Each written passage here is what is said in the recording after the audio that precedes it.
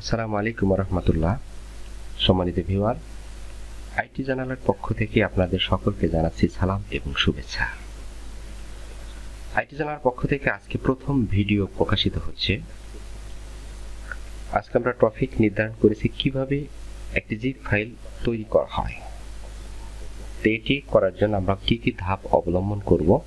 একজন সাধারণ ইউজার যে কম্পিউটারে খুবই অল্প জানে অথবা একজন অনেক জানে কিন্তু এই কম্প্রেসড ফোল্ডারটি কিভাবে তৈরি করা হয় বা জিপ ফোল্ডারটি কিভাবে তৈরি করা হয় এটি তিনি জানেন না, তাদের জন্যই আজকে আমাদের ভিডিও। তো আমরা আমাদের কম্পিউটার ডেস্কটপ স্ক্রিনে গেলাম। এখানে আমাদের তিনটি ফাইল রয়েছে, name list, application and advance search term. এই তিনটি ফাইলকে যদি আমরা জিপ ফাইল করে একটি ফাইলে রূপান্তর করতে চাই তাহলে কি করতে হবে? প্রথমে আমরা এই তিনটি ফাইলকে সিলেক্ট করব। মাউসের বাম বাটনে ক্লিক করে সিলেক্ট করে নেব।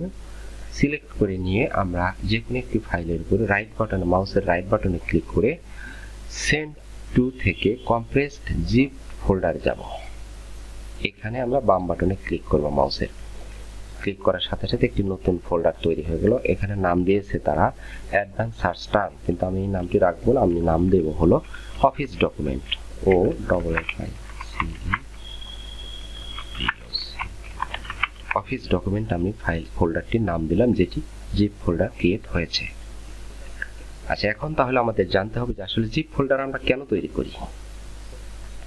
জিপ ফোল্ডারটা হচ্ছে কোনো ফাইলকে রিডিউস করে ফাইলের আকৃতি বা ওয়েটটা যদি আমরা কমাতে চাই তাহলে আমরা জিপ করতে পারি বা করা প্রয়োজন হবে। যেমন এই ফাইল, তিনটি ফাইলের ওয়েট রয়েছে। যদি আমরা সিলেকশন করে দেখি, মাউসের রাইট বাটনে ক্লিক করে প্রপার্টিজ থেকে, তাহলে দেখতে পাই যে 50.8 কিলোবাইট।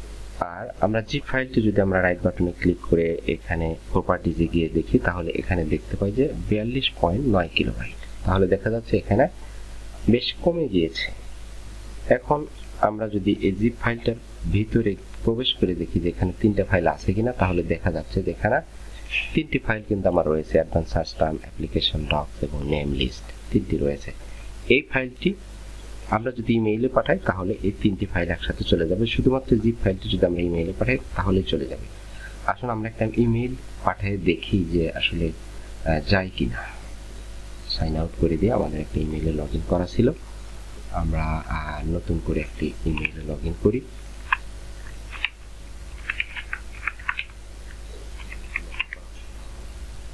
ইমেইলটি লগ ইন করা হলো। এখন আমরা একটা জিপ ফাইল ইমেইলে পাঠাতে কি সুবিধা আর একটা আনজিপ ফাইল পাঠাতে কি অসুবিধা, এটা আমরা একটু দেখি। আচ্ছা, আমরা মেইলে লগ ইন করার পরে আমরা কম্পোজে ক্লিক করলাম। এখান থেকে আমরা একটা মেইল পাঠাতে চাচ্ছি, যে মেইলে ওই তিনটি ফাইল, যে তিনটি ফাইল আমরা জিপ করলাম, এখানে আমরা দিলাম, এই মেইলটা দিলাম, আমরা ওনার কাছে পাঠাবো। সাবজেক্ট দিলাম অফিস ডকুমেন্ট, ও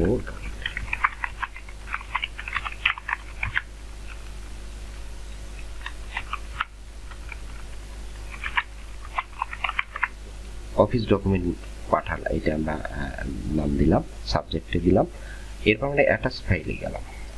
অ্যাটাচ ফাইলে যে আমরা যদি অ্যাডভান্স সার্চ টার্ম, অ্যাপ্লিকেশন এবং নেম লিস্ট তিনটা ফাইল যদি সিলেকশন একবারেও করি, করে ওপেনে দিয়ে আমরা যদি অ্যাটাচ করি তাহলে দেখতে পাই যে তিনটি ফাইল আলাদা আলাদাভাবে অ্যাটাচ হয়েছে। এটি করা, এখান থেকে যে ফাইলগুলো সে ডাউনলোড করবে তার জন্য অনেক কষ্ট হবে। তাছাড়া এই এরকম যদি আমার 10টি বা 20টি ফাইল থাকে তাহলে 10টি 20টি ফাইল আমরা অ্যাটাচ করতে অনেক সময় লাগছে এবং যে ডাউনলোড করবে তারও বেশ সময় লাগবে। তার চেয়ে বরং আমরা যদি এইগুলো ফাইল ডিলিট দিয়ে আমরা অ্যাটাচ ফাইল থেকে যদি আমরা অফিস ডকুমেন্ট ফাইলটি অ্যাটাচ করতে চাই তাহলে এইখানে ক্লিক করে সিলেকশন করে আমরা যদি ওপেনে দিয়ে দিই তাহলে একটি ফাইল এই অফিস ডকুমেন্টটি অ্যাটাচ হয়ে গেল, যার ফলে আমার তিনটি ফাইলই যাকে আমরা পাঠাবো তার কাছে চলে গেল। তাহলে আমরা এইভাবে একটা ফাইলকে কম্প্রেস বা জিপ করে কারো কাছে পাঠাতে বা কোনো পেন ড্রাইভে সংরক্ষণ করতে, অথবা আমরা যদি আমাদের পিসিতেও রাখি কম্প্রেস করে, তাহলে এই ফাইলগুলো সহজে নষ্ট হবে না এবং এটা ভাইরাসে আক্রমণ করা অনেক কষ্টসাধ্য বা কঠিন হবে। তো সেই ক্ষেত্রে আমরা আমাদের ফাইলগুলো এভাবে সংরক্ষণ করতে পারি। এই জন্য আমরা আজকে একটি যেটি শিখলাম সেটি হলো আমরা কিভাবে একটা জিপ ফাইল তৈরি করব। পাশাপাশি আমরা কোনো জিপ ফাইলকে যদি কেউ যদি আমার কাছে পাঠায়, সেই জিপ ফাইলটা আমরা কিভাবে আবার আনজিপ করব সেটি তো আমাদের জানা দরকার। সেটি হচ্ছে যে আমরা ধরেন যে এই জিপ ফাইলটা আমার কাছে কেউ পাঠিয়েছে, এই 3টে ফাইল আমার কাছে নেই। এই জিপ ফাইলটা আমার কাছে কেউ পাঠিয়েছে এখান থেকে, বা আপনার কাছে কেউ পাঠিয়েছে, এখানে আপনি এই জিপ ফাইলটা ডাউনলোড করেছেন ইমেইল থেকে। তখন আপনারা কি করবেন, যে এইটার উপরে রাইট বাটনে ক্লিক করে আপনি যাবেন হলো এক্সট্রাক্ট ফাইল অথবা এক্সট্রাক্ট হিয়ার। এক্সট্রাক্ট ফাইলে দিলে আপনি এরকম একটা অপশন পাবেন, এখান থেকে ওকে করলে আপনার ফাইলটা আনজিপ হয়ে গেল। এইখানে যে ফাইলটি আছে অফিস ডকুমেন্ট নামক, এর ভিতরে আপনি 3টি ফাইল পেয়ে যাবেন। অথবা এটি আমরা ডিলিট করে দিই, এখানে যদি আপনি এক্সট্রাক্ট হিয়ারে যান তাহলে এই ফাইলটি থেকে গেল এবং নতুন 3টি ফাইল, যে 3টি ফাইল এক্সট্রাক্ট করে বা জিপ করে পাঠানো হয়েছে সেই 3টি ফাইল এখানে শো করলো।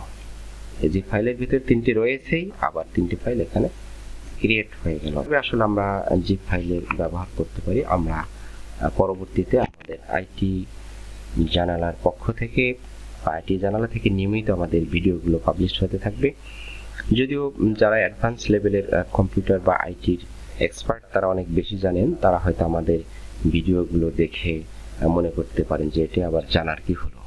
কিন্তু আমরা চাচ্ছি যে আসলে অনগ্রসর যারা আইটির লোক রয়েছেন, জনবল রয়েছে, তাদেরকে আমরা টুকিটাকি আমি যতটুকু জানি বা জানার চেষ্টা করি, এই জিনিসগুলো তাদের সাথে শেয়ার করে তাদেরকে মূলত বিষয়গুলো জানানোর চেষ্টা করাই হচ্ছে আমার মূল উদ্দেশ্য।